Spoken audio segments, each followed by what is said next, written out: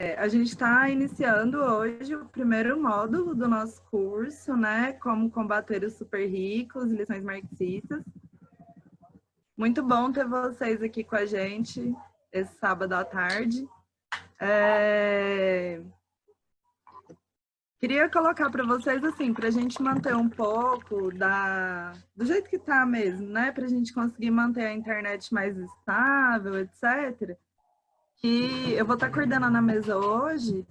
E aí eu vou pedir para quem, quando for abrir as inscrições para dúvidas ou colocações, etc., para o debate, que vocês se inscrevam ali no chat. E aí eu vou controlar aqui as inscrições. E quem não estiver falando, para tentar manter a câmera e o microfone desligado, tá?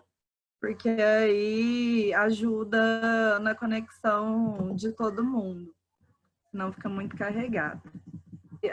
Nós somos a LSR, Liberdade, Socialismo, Revolução. Nós somos uma organização socialista, né? A gente é a seção brasileira da Alternativa Socialista Internacional. A gente atua aqui no Brasil como uma corrente do PSOL hoje. E a gente tem um funcionamento a nível regional a partir de células. Então, a nossa célula que está promovendo esse curso é a célula de Goiás, da LSR, e nós estamos convidando vocês hoje, né? E a gente está tendo aqui esse apoio a nível da organização nacional, com as pessoas que vão fazer as mesas, né? Nossa diretoria nacional. Vou falar um pouquinho da organização, para quem ainda não conhece. Nós somos uma organização socialista, a gente acredita, né, numa revolução socialista e a gente não acredita nas reformas do capitalismo. Então, a gente colocou uma proposta, né, durante a quarentena, de fazer umas discussões online. Aconteceram 6 discussões, alguns de vocês participaram aí com a gente. E aí, durante o progresso dessas discussões, a gente foi percebendo que seria interessante propor uma formação um pouco mais ampla. E aí é essa proposta que a gente está começando hoje. A gente fica muito feliz com a participação de vocês, deu muito certo, né? Muita gente se inscreveu, acho que a gente vai conseguir fazer uma troca bem legal aqui nesses finais de semana. Mas ela é bastante pertinente, eu acho, para essa discussão, né? É do jornal britânico The Guardian, que diz qual é a diferença entre Tanzânia e Goldman Sachs. O primeiro é um país africano que faz 2,2 bilhões de dólares ao ano e divide entre 25 milhões de pessoas.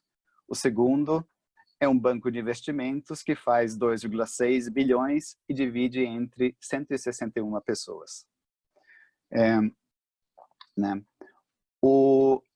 Aí eu queria entrar um pouco, falando um pouco em cima de um capítulo do Capital, que eu recomendo a todo mundo a ler, porque eu acho que é um dos capítulos mais fáceis de ler, no sentido que ele não tem umas partes do Capital que é mais técnica, mais complicada, mas isso aqui é uma descrição histórica, né, sobre o surgimento do capitalismo e as primeiras fortunas por trás do capitalismo, né?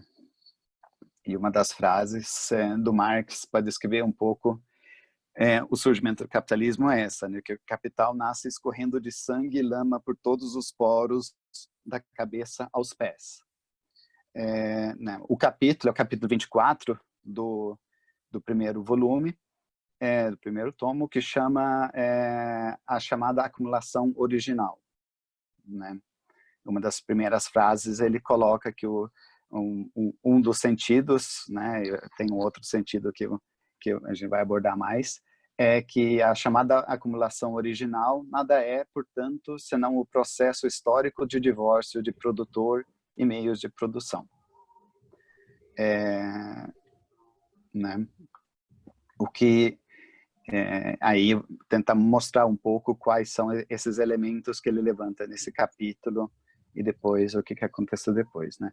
Um primeiro elemento, né, que talvez não é tão que não se pensa tanto na questão da acumulação original, é a questão da terra, né, na Europa, que tinha a ver com a expulsão dos camponeses das terras, também e a expropriação das terras coletivas que existiam nas aldeias, mas também a expropriação da terra da igreja, a Igreja Católica, né, através da Reformação, né, que tinha um interesse econômico por trás da Reformação, não é só ideias do Martin Luther, e também de muitos dos senhores feudais que empobreceram, né, enquanto uma parte dos senhores feudais se tornaram capitalistas. E uma das tarefas, né, das ideias ou dos motivos para essa questão da expropriação da terra não é só para gerar propriedade privada para os ricos, mas também era porque o capitalismo precisava de mão de obra que não tinha uma classe assalariada em grande escala quando isso começou em escala maior, né, no século XVII, XVIII, etc. Né, então, você tinha uma escassez de mão de obra, né, especialmente depois da grande peste bubônica, né, no século XIV. E aí eles precisavam criar essa nova classe trabalhadora, e isso foi através de expulsão da grande massa de camponeses da terra. E é interessante que o Marx também descreve que, como no começo, né, hoje a gente tem leis para salário mínimo, né? Na época você tinha leis para salário máximo, que era realmente para usar o poder do Estado para baratear o custo de mão de obra. Então você tinha leis para baixar os salários, né, e que tinha e a punição era maior para quem recebia um salário acima do teto do que para quem pagava o salário acima do teto, né? Era sempre os pobres que se ferravam. Então, isso é um elemento. Um elemento que talvez as pessoas pensam mais na questão da acumulação original, ele né, resume nessa frase aqui, que tem muito conteúdo, né? Que é sobre a descoberta de terras de ouro, né, e de prata na América, o extermínio, a escravização e enterramento da população nativa nas minas, o início da conquista e pilhagem das Índias Orientais, a transformação da África numa coltada para caça comercial de peles negras, assinalam a aurora da era da produção capitalista. Né? Então, era uma enorme transferência de riquezas que se deu durante essa época. Né? Só para dar um exemplo, né, a primeira empresa de ações do mundo, da história, foi a Companhia Neerlandesa das Índias Ocidentais, que foi fundada em 1602, né, lançou ações em 1610, que as pessoas podiam comprar participação da empresa.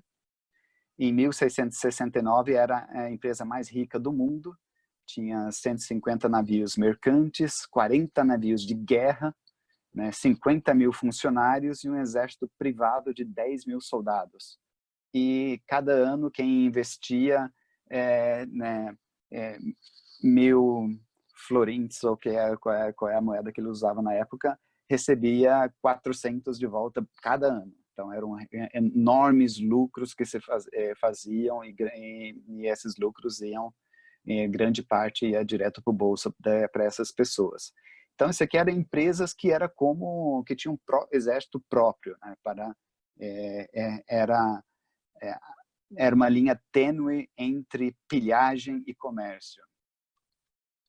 E, obviamente, você tinha, naquela época, a questão do sistema de escravização dos povos negros da África, que era parte desse sistema de comércio mundial, né, o Marx coloca, né, que enquanto introduzia a escravidão infantil na Inglaterra, a indústria de algodão dava, ao mesmo tempo, o impulso para a transformação da economia escravista nos Estados Unidos, né? Então, era cerca de 12 milhões de negros que foram transportados através do Atlântico para as Américas, e aí, mas isso era ligada ao capitalismo, ao surgimento do mercado mundial, ao comércio né, mundial da época.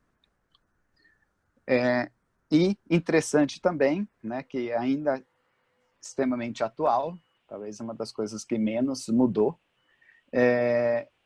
desde a época, o Marx coloca como que a dívida pública era um mecanismo para gerar um grande capital, especialmente capital mais financeiro e bancário, né?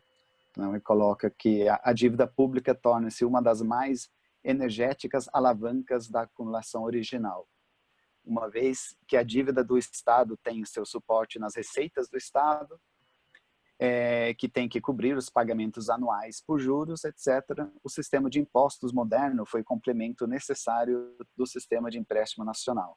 Então, como hoje era um sistema, como hoje, funciona hoje aqui no Brasil também, do jeito que o Estado transfere renda da população para os mais ricos. Então, até então, aquele capítulo do Marx, né? Mas ele fez mais do que tentar ver da onde que surgiu esse impulso para o capitalismo historicamente. Ele também tentou ver de onde é que vêm os lucros, de onde é que vem, como é que surgem e como são criados os valores, né? Né, então, uma ideia que não foi do Marx, né, que ele adotou né, dos economistas ingleses da época, né, que tinha várias visões, tinha alguns que achavam, por exemplo, que todo o valor vinha da terra, né, mas o que o Marx achou era a ideia correta, era que o que gera valor para uma mercadoria é a quantidade de trabalho que for necessária para produzi-la. Aquele que ele chama da lei do valor trabalho. Então, o que faz que uma casa vale mais que um prego né, o fato que precisa de mais trabalho para construir uma casa do que fazer um prego, né? Então, enquanto os economistas ainda hoje só falam de a lei da oferta e procura, né, etc. Isso sim existe, né? Um preço pode variar, o preço de mercado pode subir e descer, mas ele tem um norte, ele tem um valor, um centro, onde né, que indica por que uma coisa vale mais do que outra. E isso é o trabalho humano. Só que o Marx ele acrescentou mais uma questão, que foi a teoria da mais-valia, né, para mostrar de onde é que vêm os lucros, como os capitalistas lucram, né, que não era a ideia que existia em muitos, que os capitalistas ganham simplesmente cobrando acima do valor de uma mercadoria, né? Então, se ele tem uma coisa que ele compra por 10, ele vende por 12 e faz 2 de lucro, né? Mesmo se isso acontece, muitas vezes, isso não é a base do sistema. Né? A base do sistema é dos capitalistas conseguirem gerar um valor a mais na mercadoria e ter essa como uma fonte de lucro. E isso é exatamente do trabalho humano, né? E o que o Marx colocou é que você tem que diferenciar o que o trabalhador recebe do que é o valor que ele gera. Porque o trabalhador, ele vende a sua força de trabalho, não o resultado do seu trabalho. Então, um trabalhador que constrói, que monta cadeiras, ele não recebe né, o valor das cadeiras. Ele recebe o valor da sua força de trabalho que ele vende para o capitalista. Né? O capitalista é dono de tudo, né, das máquinas, do prédio, dos insumos, e o trabalhador entra com a sua força de trabalho. Né, e é exatamente nesse sentido que o trabalhador recebe um valor que é inferior àquilo que ele mesmo produz, que é a fonte dos lucros, né? Eu vou tentar dar um exemplo. Ele não é tão científico, porque é difícil aqui no Brasil achar umas bons dados das empresas. Eu teria que ter pesquisado mais, mas isso aqui dá aproximadamente um exemplo de uma empresa grande brasileira, de onde é que vem o lucro. É da Vale, de 2018. Né? A Vale, em 2018, fez um lucro que chama o EBITDA, ou LAGIDA, que é lucro antes de juros, impostos, depreciação e amortização, de 55,4 bilhões de reais. Eu estou usando esse dado porque é o que mais parece com a mais-valia do Marx, né? Porque o Marx via a mais-valia como a parte que fica da produção que fica com o capitalista, não com o trabalhador, e isso era a fonte do lucro, mas também você usava a mais-valia para pagar impostos, juros, aluguel de terra, investimentos, etc. Né? Então, se você vai ver o lucro da Vale 2018, eles vão dizer que o lucro líquido era mais ou menos 25 bilhões de reais, mas o que mais parece com a mais-valia é esse aqui, que tem essa sigla estranha. E dividindo por cerca de 74 mil funcionários da Vale, daria cerca de 750 mil reais de mais-valia por trabalhador. E se um trabalhador médio, aqui também não dá para achar os dados, porque eu não achei os dados de quanto que eles gastam em salário totalmente a Vale, eu teve que fazer uma estimativa, mas se o trabalhador médio custa cerca de 100 mil reais, né, aí inclui todos os impostos, FGTS, INSS, etc., porque isso é parte do salário do trabalhador, mesmo se muitas vezes a gente não sente como isso, né, isso daria uma taxa de mais-valia, né, de 750%. O que significa isso? Que o trabalhador da Vale, em menos de uma hora, ele já produziu valor suficiente para pagar o salário dele. O resto é o que fica com o capitalista. Né? Então, é isso que é a mais-valia, né? Aquele valor daquele produto que é além desse primeiro momento que cobre o salário do trabalhador. Então, como eu disse antes, da mais-valia vem o lucro, mas também outros gastos, né? E desse lucro líquido aí, de 25,6 bilhões de reais, a Vale distribuiu 33% para os acionistas. O resto fica para investimentos e caixa, etc. Então, isso aqui é só para dar um exemplo, um pouco técnico, vocês podem perguntar mais depois, de o que o Marx entendeu, conseguiu ver e explicar da onde é que vem o lucro e os valores que ficam com os capitalistas, né? Dado que no primeiro momento, aquele primeiro momento de acumulação original, não é isso não, lá é pilhagem, é roubar mesmo, mas para o sistema funcionar para o futuro, não poderia ser só pilhagem eternamente, porque só tem um planeta. Né? Então, esse aqui é uma contribuição importante do Marx. Aqui eu vou falar menos ainda, para não ficar muito técnico, né? É o que Marx entendia como capital, né? E, para resumir, da maneira mais resumida possível, é dinheiro que gera dinheiro, né? Aqui tem uns tipos de esquemas muito simplificados para mostrar como que circula dinheiro e mercadoria numa sociedade, né? O primeiro, o MDM, é mercadoria, dinheiro, mercadoria. É o que as pessoas faziam muitas vezes antes, ou que nós podemos fazer hoje também, né? A gente vende alguma coisa, recebe dinheiro e compra coisas por esse dinheiro. Na verdade, o trabalhador faz isso, né? A gente vende a nossa força de trabalho, recebe dinheiro por isso e compra o equivalente a isso, né? E aqui não existe um aumento de valor nisso, né? Se você vende a sua força de trabalho por R$ 2.000, você só vai conseguir comprar mercadorias por R$ 2.000 por isso, né?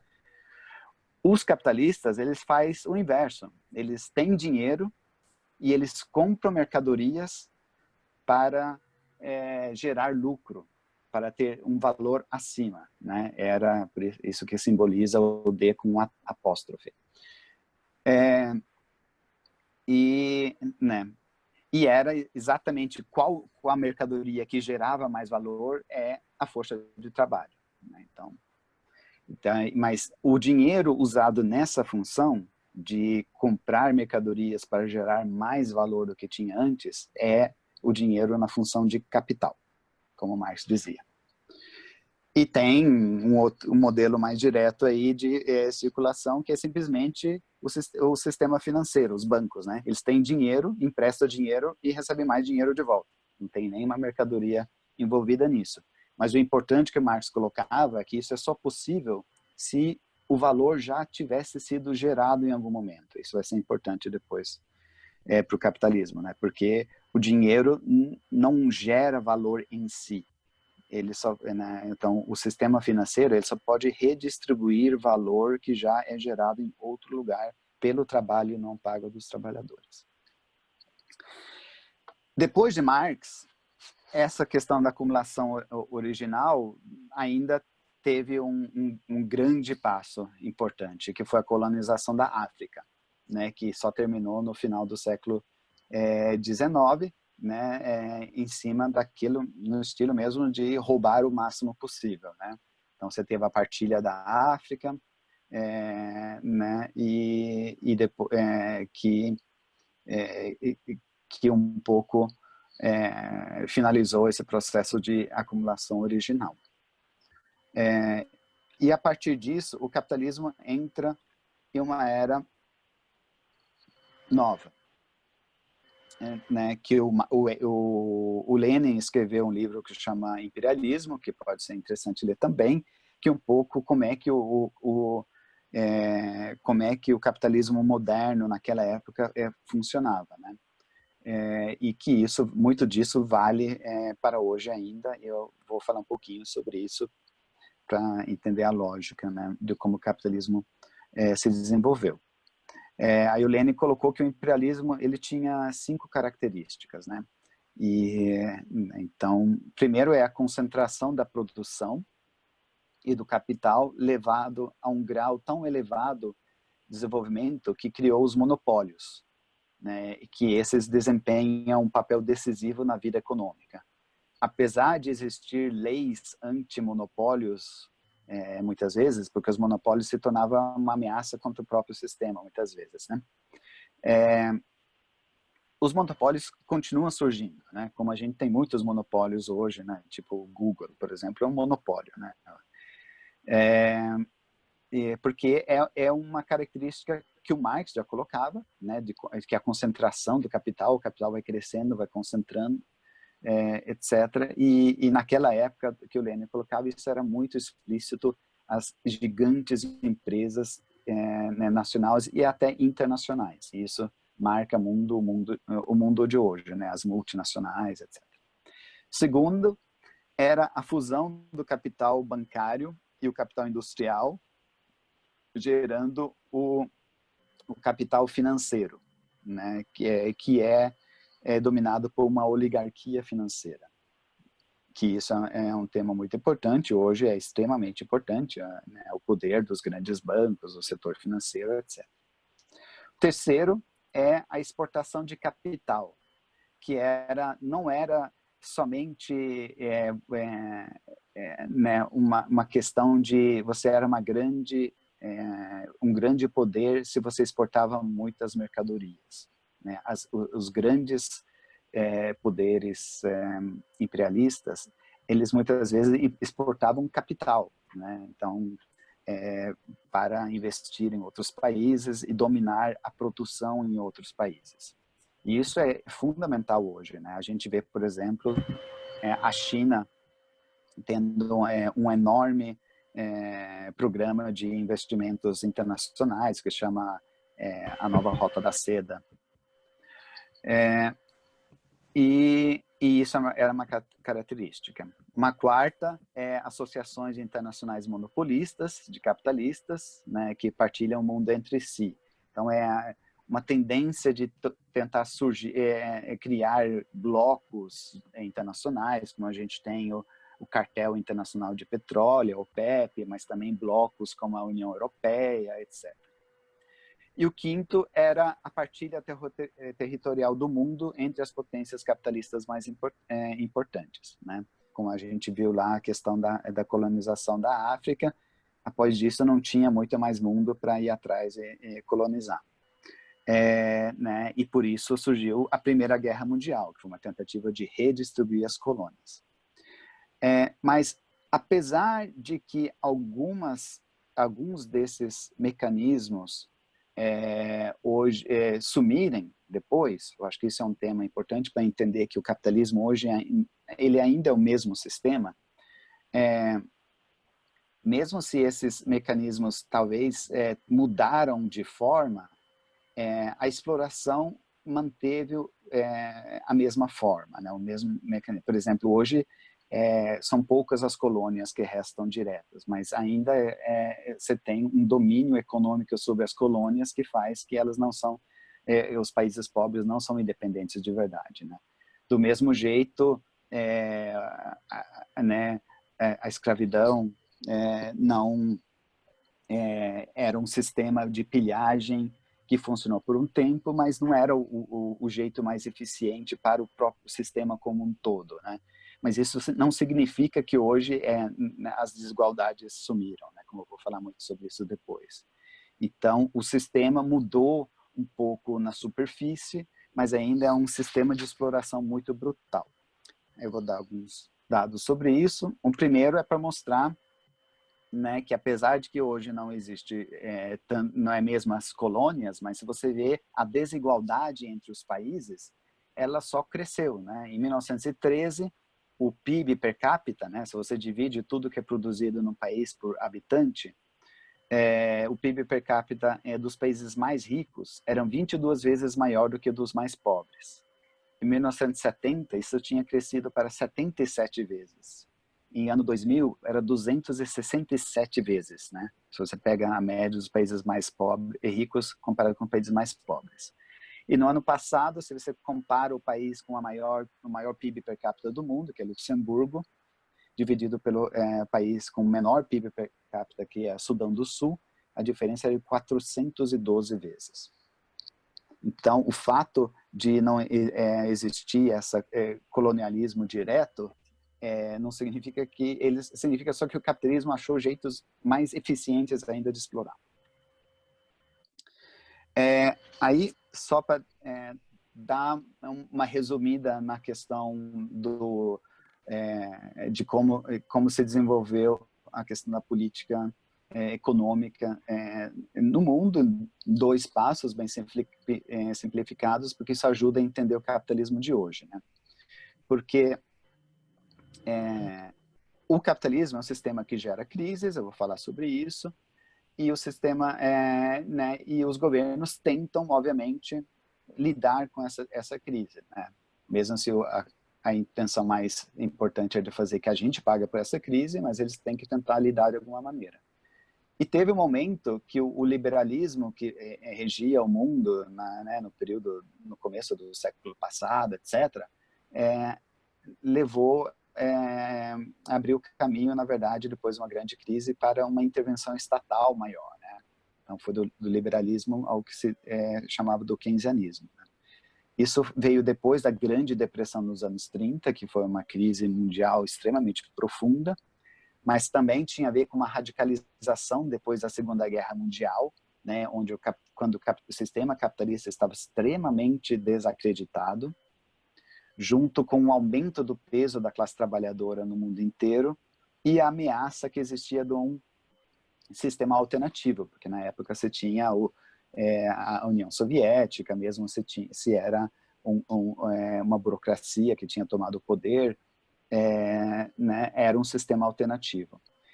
E depois da Segunda Guerra Mundial você tinha a chamada Era Dourada de Crescimento, né, que mesmo assim em grande grau era baseado no aumento da exploração dos países pobres, existia também um crescimento de produtividade, etc., na economia. Isso abriu um espaço para você criar o estado de bem-estar social, mas também era uma época onde você tinha uma regulamentação maior do mercado financeiro, né, por causa da crise que levou né, à especulação dos anos 20, e né, abriu para essa crise profunda dos anos 30, mas também era uma época em qual os Estados Unidos controlava a produção mundial de uma maneira muito mais maior do que hoje até, né? Então, os Estados Unidos reorganizou o comércio mundial para os seus próprios interesses, mas também diminuiu mais a tensão entre os países. Só que isso começa a terminar e mudar de novo com a crise dos anos 70. Aí você começa a ter o surgimento do neoliberalismo, que se acelerou bastante depois da queda do Muro de Berlim, a queda do stalinismo, mas começou nos anos 70. Né? Então, qual era a ideia do neoliberalismo? Era de retirar direitos dos trabalhadores, grande parte daquilo que tinha sido cedido aos trabalhadores como concessão para comprar uma paz por um certo tempo, eles estão tentando retirar desde então. Né? Era uma ideia de reduzir o imposto dos ricos em empresas, privatizar, né, para redistribuir renda para os mais ricos e aumentar a exploração dos trabalhadores. E uma liberação do mercado financeiro. Então, o resultado disso é que a gente tem visto nas últimas décadas um capitalismo voltando a ter um caráter ainda mais parasitário, com desigualdades crescentes. Só vou dar um gráfico aqui para mostrar, né, se vocês conseguem ver, como que o capital financeiro, né, que cresceu comparado com a dita chamada economia real. Né? Então, isso aqui é dos Estados Unidos, é como o PIB dos Estados Unidos cresceu, é a linha vermelha, e o capital financeiro é a linha preta. Né? Então, antes, o capital financeiro era menor do que o PIB. Agora é várias vezes maior do que o PIB. Mas aqui, eu queria só brevemente voltar a um pouco das ideias do Marx, porque ele também explicava como é que o capitalismo entra em crise. Por que o capitalismo entra em crise, né? E que ele explicava que o capitalismo não entra em crise, é parte do sistema, não é uma catástrofe, não é tipo... as crises não são causadas por forças externas, como tipo uma pandemia como a gente está vivendo hoje. Não é por isso que o capitalismo entra em crise. É parte do funcionamento do sistema, porque ele tem grandes contradições internas embutidas no sistema. E eu vou simplificar em 4 elementos de crise, né, de contradições internas do capitalismo. O primeiro é que o mercado mundial, a divisão mundial do trabalho, está em contradição com o fato que o sistema é baseado em Estado-nação. A gente está vendo isso muito no capitalismo do dia de hoje, que a gente passou por um período de globalização e agora você está tendo um período de aumento de protecionismo, etc. Né? Especialmente quando o sistema entra em crise, cada classe capitalista usa o seu Estado para proteger os seus interesses, né? Então existe essa contradição, né? Um sistema cada vez mais globalizado, mas com interesse de conflito entre os capitalistas de diferentes estados. Uma segunda que é mais básica ainda, na verdade, talvez, é o fato que o capitalismo é um modo social de produção. Né?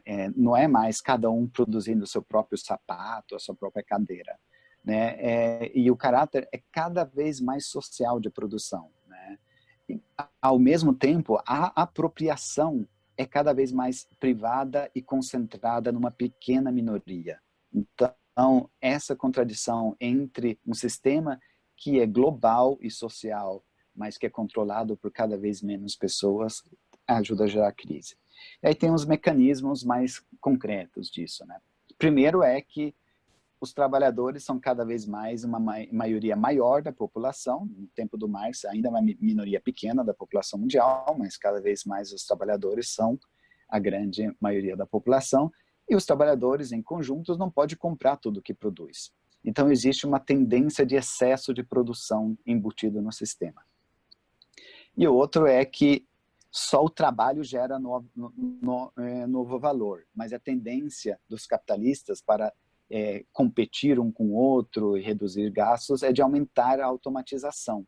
Então, cada vez mais, eles têm que explorar os trabalhadores que sobram, e isso tem certos limites, e por isso também há uma tendência de queda dos lucros dos capitalistas, que a gente tem visto muito nos últimos tempos. Tem aqui uma citação do Manifesto Comunista, que é muito bom, que coloca isso, né? Uma epidemia que em qualquer outra época teria parecido um paradoxo, desaba sobre a sociedade. A epidemia da superprodução. De que maneira consegue a burguesia vencer essas crises? De um lado, pela destruição violenta de grande quantidade de forças produtivas. De outro lado, pela conquista de novos mercados e pela exploração mais intensa dos antigos. A que leva isso? Ao preparo de crises mais extensas e mais destruidoras e à diminuição dos meios de evitá-las. Isso tem sido realmente a história do capitalismo. Para colocar mais um elemento, é que a gente tem visto uma tendência de ter mais crises financeiras. Isso tem a ver com o fato que a tendência de ter a produção ser menos lucrativa desde os anos 70, quando virou a economia, faz que, e com o aumento do crescimento do sistema financeiro, faz que o sistema fica mais especulativo. Então, os capitalistas, através da política neoliberal, têm aumentado mais a exploração e conseguido fazer lucros explorando mais os trabalhadores, mas não tem onde produzir, investir isso de forma que gera lucro. Então, eles especulam, usam, né, e geram bolhas. E o crédito, ele dá uma elasticidade ao sistema, faz que você consegue esticar o crescimento por mais tempo do que seria possível se não existisse crédito. A gente consegue gastar no cartão por mais que a gente tem, etc. Mas tem um momento que você tem que pagar a fatura. Então, a crise de 2008 foi exatamente esse tipo de crise, né? Onde a baixa produtividade e lucros baixos levou os capitalistas apostarem em superlucros e bolhas especulativas. Mas como eles tentaram superar essa crise? Injetando mais crédito para o sistema financeiro e preparando novas crises. Então, um dado muito gritante sobre isso é que, que desde 2008 até 2019, o total de dívidas globais cresceram 40%. Então, se era uma crise que tinha a ver com excesso de dívidas, depois de 10 anos, as dívidas só cresceram, né? Então, a gente teve um aumento só em um ano, em 2019, o total de dívidas cresceu 10 trilhões de dólares, que é equivalente à economia do Japão e Alemanha juntos, que é a terceira e quarta maior economia do mundo. Então, o total de dívidas no mundo hoje equivale a 322% do PIB mundial, ou 255 trilhões de dólares. Para falar um pouco, então, como é que a crise chega nas pessoas, né? A crise da pandemia. Né? Não vou falar sobre a pandemia, porque é um capítulo por si muito triste, mas também mostra como o sistema não funciona, mas só para dar uns efeitos além do fato de que quem morre são os mais pobres no mundo, né? A Organização Mundial do Trabalho colocou no 7 de abril uma estimativa que quase 200 milhões de pessoas no mundo ia perder o emprego por causa dessa crise. E 1 bilhão de pessoas ter uma redução do salário e da sua jornada. Um outro órgão da ONU, o Programa Mundial de Alimentos, colocou que o número de pessoas que corre risco de morrer de fome deve dobrar esse ano, né, de 135 para 265 milhões de pessoas que correm risco de morrer de fome esse ano, por causa da crise, especialmente crianças, né? Então, é assim que a crise chega nos mais pobres. Mas como a crise chega nos mais ricos, né? Isso aqui é impressionante.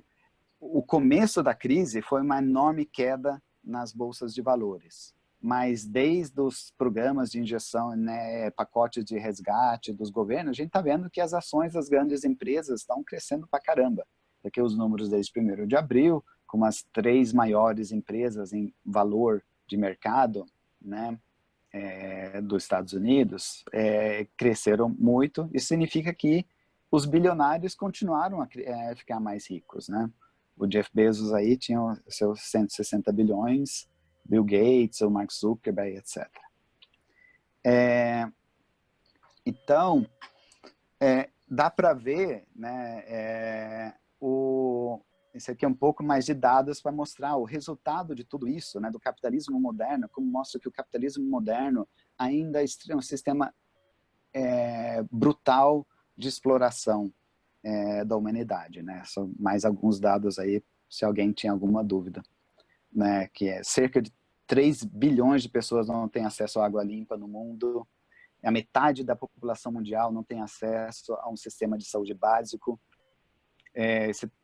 as mulheres compõem 70% dos trabalhadores da mão de obra da saúde, mas também faz 75% do trabalho de cuidado não pago no mundo, de crianças, idosos e doentes, né? As mulheres e meninas contribuem com 12,5 bilhões de horas de trabalho não pago, o que num cálculo da Oxfam, colocou que contribui com 10,8 trilhões de dólares por ano na economia mundial, e que é mais de 3 vezes, mais de 3 vezes o valor da indústria de tecnologia no mundo, né? Vem de trabalho totalmente não pago das mulheres, né? E entre 46 países pobres, antes dessa pandemia, estava numa situação que eles gastavam 4 vezes mais, em média, pagando dívida externa do que com o orçamento de saúde, né? Aquele sistema de transferência através da dívida pública não é só nacional hoje, é internacional, né? E o último é a questão de que os 2.153 bilionários no mundo têm uma riqueza conjunta maior do que 4,6 bilhões de pessoas, que é 60% da população mundial. E nesse sistema é realmente uma situação onde 2.153 bilionários valem mais do que 4,6 bilhões de pessoas. Para ir terminando aqui, só mais uma citação, um pouco longa, mas muito boa, daquele capítulo do Capital, né, sua acumulação original. Que o Marx diz que o monopólio do capital torna-se um entrave para o modo de produção com que ele e sob ele floresceu. Que com ele floresceu, não é estranha essa frase. A centralização dos meios de produção e socialização do trabalho atinge um ponto em que se tornam incompatíveis com o seu invólucro capitalista. Este é rompido. Soa a hora da propriedade privada capitalista. Os expropriadores são expropriados. Esse que ele coloca é o futuro do capitalismo. A transformação da propriedade privada fragmentada, baseada em trabalho próprio do indivíduo, em propriedade privada capitalista, é, naturalmente, um processo incomparavelmente mais longo, duro e difícil do que a transformação da propriedade privada capitalista, já efetivamente baseada numa empresa de produção social em propriedade social. Tratava-se ali da expropriação da massa do povo por poucos usurpadores. Aqui trata-se da expropriação de poucos usurpadores pela massa do povo. que ele colocava era que os capitalistas levaram centenas de anos para roubar centenas de milhões de pessoas do seu sustento, né? Só que agora, os capitalistas concentraram tanto o poder e a riqueza em poucas pessoas, né? Que hoje a gente não precisa né, chegar a centenas de milhões de pessoas para tirar a propriedade delas. Se a gente tira a propriedade de 2.000 pessoas, a gente já vai estar controlando grande parte da economia mundial, né? E essa é a tarefa que é colocada diante da classe trabalhadora. Então, o tema de hoje é mais para ficar com raiva, né? Mas também para entender como funciona o capitalismo, né? O próximo módulo é um pouco mais de como é que a gente transforma a sociedade, só para a gente ter essa orientação, né? Porque vendo todos esses dados, deve dar uma vontade, né? Isso aqui a gente não pode aceitar, a gente tem que mudar isso já. Mas esse debate é um pouco mais para o próximo módulo. Agora é mais para entender como que funciona o capitalismo e aí eu termino aqui. Marcos, muito obrigada por essa primeira fala. É sempre muito, muito bom poder aprender com você. Algumas pessoas que estão aqui hoje tiveram a oportunidade de estar com o Marcos aí no intensivo, no final de semana socialista, antes da pandemia começar, né? É muito legal poder ter esse aprendizado. Gente, a gente está abrindo o chat, tá? Para colocações e perguntas, já tem algumas coisas aqui. E quem puder, quem quiser aí colaborar, por favor, tá? Fica à vontade. Marcos, vou ler algumas que já tem aqui, tá? Para você. A Sara, ela perguntou o seguinte: poderia explicar com breves conceitos o que é e as diferenças entre capital bancário, capital industrial e capital financeiro? Renata agradeceu, o Álvaro colocou que realmente essa exposição inspirou raiva e indignação. O Pericles colocou aqui excelente exposição, aprendi muito. A gente tem essa pergunta da Sara e quem quiser se inscrever também para falar, para abrir sua câmera ou seu microfone aí, por favor, fique à vontade. Não sei se você já quer ir respondendo, Marcos, enquanto o pessoal...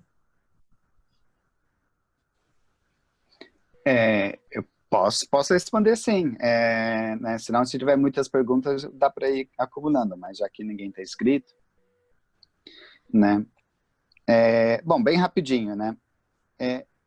Que você teve esses diferentes capitalistas tiveram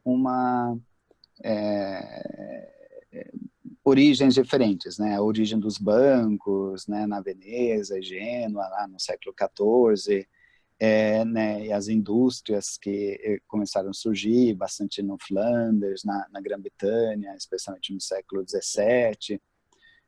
Né? E você tinha uma certa divisão de trabalho entre aqueles que emprestavam dinheiro para né, que tinha bancos e que forneciam o dinheiro, que é um jeito para você circular valores, né?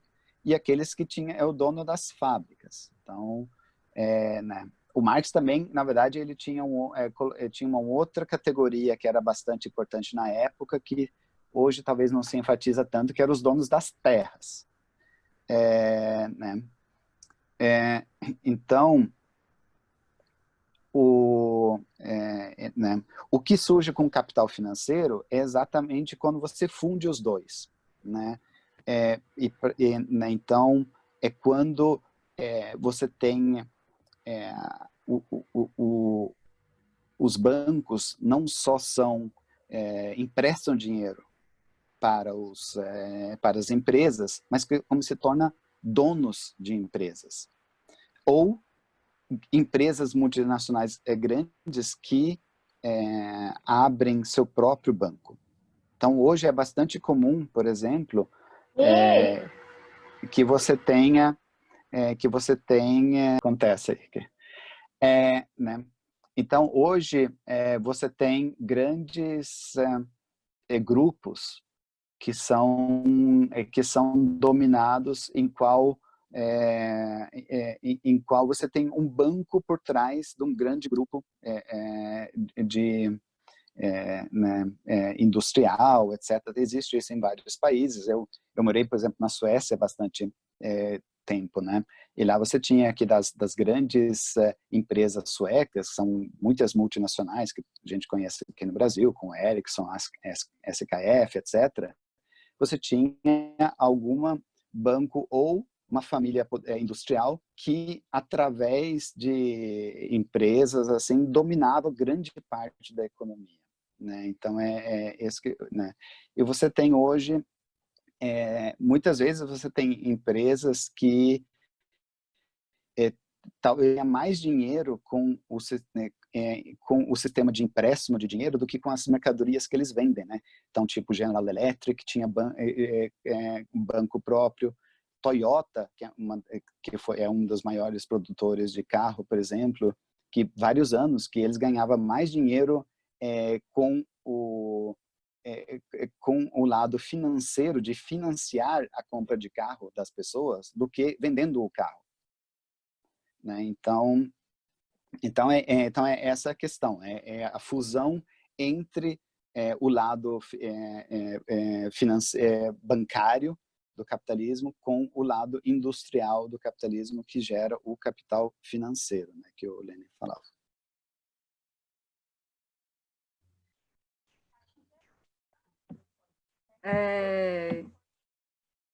O Murilo colocou aqui, muito boa a exposição inicial, que ainda está com dúvida. Murilo, vou reforçar o Fernando aí, pode ficar à vontade para colocar as dúvidas, viu?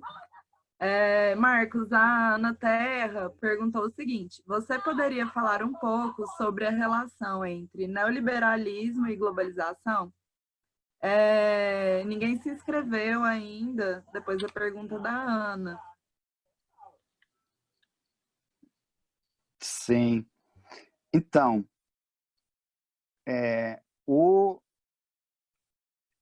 vocês lembram lá, naquele período a crise de 1930, ela foi agravada muito por causa do protecionismo dos diferentes governos, né? Então, você teve uma crise gigante do comércio mundial nos anos 30. O comércio mundial caiu em 2/3 em alguns anos, né? Então, chegou a só 1/3. E isso né, porque cada governo estava tentando proteger a sua própria indústria. Só que todo mundo perdeu com isso, né? Aí depois veio a Segunda Guerra Mundial, aí sai a Segunda Guerra Mundial, os Estados Unidos dominando o mundo fora do bloco stalinista, e os Estados Unidos usou o seu poder para começar a tirar essas medidas protecionistas. Né? Então isso foi uma tendência por décadas de ir tirando e tirando e tirando, reduzindo as tarifas, né, que você paga para vender para outros países. O neoliberalismo tinha esse lado de continuar a tirar regulamentos e, né, facilitar, né, ainda mais, e o neoliberalismo usou isso também queria tirar as regras do capital financeiro, né, porque surgiu nos anos 70 e 80 um mercado global financeiro como nunca foi visto antes. Né? E isso foi usado para tentar aumentar a exploração da classe trabalhadora de um novo jeito, né? Foi simplesmente de um pouco retomando o que foi um século antes, né? De começar a montar fábrica onde o salário era mais baixo. Né? Então, você teve, e especialmente com a abertura do mercado chinês, com centenas de milhões de pessoas com salário baixo, etc. Né? Então, o contexto onde não tinha mais entraves para você mexer dinheiro para lá e para cá, eles usaram isso para investir né, em produção nesses mercados com salário muito baixo. E isso ajudou também a estimular o comércio mundial, né? E aí a gente teve esse período de globalização. Só que isso está chegando a um certo limite hoje, né? Do mesmo jeito que a própria política neoliberal está chegando a um certo limite, né? Então, porque agora, por exemplo, a China se tornou um poder enorme mundial, está ameaçando os Estados Unidos, aí os Estados Unidos está começando a implementar medidas protecionistas contra a China, e a China responde com medidas protecionistas contra os Estados Unidos, mas não é só Estados Unidos e China, é China contra a Austrália, é Japão contra a Coreia do Sul, né, etc. Então, essa tendência de globalização está começando a se reverter. Até que, né, não é tão fácil, né, porque todo mundo tem fábrica na China, então essa coisa de separar de novo não é uma medida muito fácil, então a questão é até que ponto eles conseguem fazer isso. Mas o neoliberalismo em si era a ideia de ter o máximo de liberdade possível para as empresas. Só que isso é a contradição do capitalismo, né? Mas no final das contas, cada governo quer proteger a sua própria indústria. Então, o que a gente está vendo agora, tipo Estados Unidos, né? Estados Unidos primeiro, etc., né? Mostra que eles estão agora batendo contra empresas de outros países para proteger. Então, isso, a princípio, deveria ser contra as ideias do neoliberalismo, né? Aqui no Brasil é um pouco diferente, né? Porque aqui no Brasil o ultraliberalismo do Paulo Guedes ainda não chegou ao ponto né? O governo do Bolsonaro, ele imita tudo que o Trump faz, mas nesse requisito ainda não fez. Ainda o que está valendo para o Paulo Guedes é tentar abrir a economia do Estado para capital, o máximo de capital estrangeiro, né?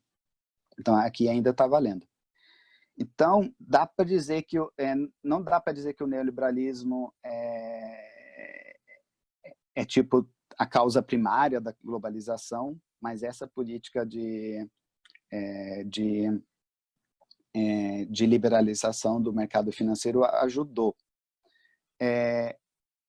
Só última coisa para falar, que é importante aqui, é que no debate entre se a gente é a favor de comércio livre ou protecionismo, na verdade nós não temos lado nisso, porque você tem esse debate, né, nos Estados Unidos, quem era a favor do comércio livre, não, etc. Porque os trabalhadores vão perder nos dois. Porque se o comércio é livre, eles vão explorar mais a gente para ter melhor concorrência. E se o comércio é regulado, as pessoas podem achar que estão fazendo isso para proteger os trabalhadores. Não, estão fazendo para proteger os ricos. É isso que o Trump faz nos Estados Unidos, está dizendo que agora ele vai proteger as minas, sei lá o quê, né? A indústria das lagostas, que agora, que últimos dias ele está falando dos Estados Unidos, mas ele está querendo proteger os ricos, não está protegendo os trabalhadores, né? Então, dois lados da mesma moeda capitalista, assim.